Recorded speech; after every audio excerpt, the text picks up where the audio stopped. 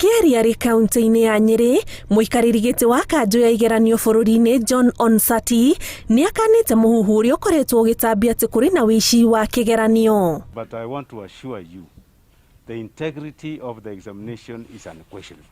There is no leakage of examinations and we hope it will never occur. Kaunti-inĩ ya Nyeri kwĩna agerio 18,532 na erĩ gatagatĩ kao maraikarĩra kĩgeranio kĩao marĩ mathibitarĩ-inĩ ngũrani thutha wao kũheo ciana. We have all the security and the National Examination Council and the invigilators. We are supposed to see them today and make sure that they do their exams.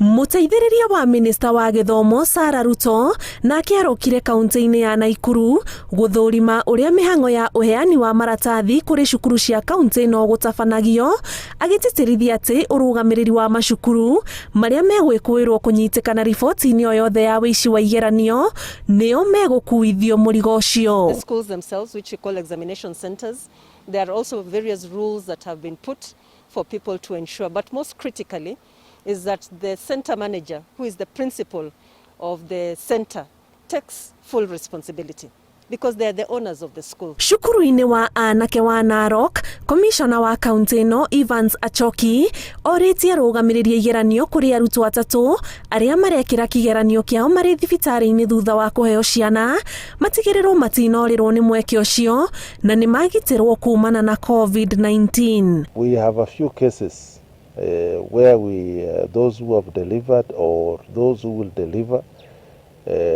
whether they will be in hospital or in school, they will write the exams.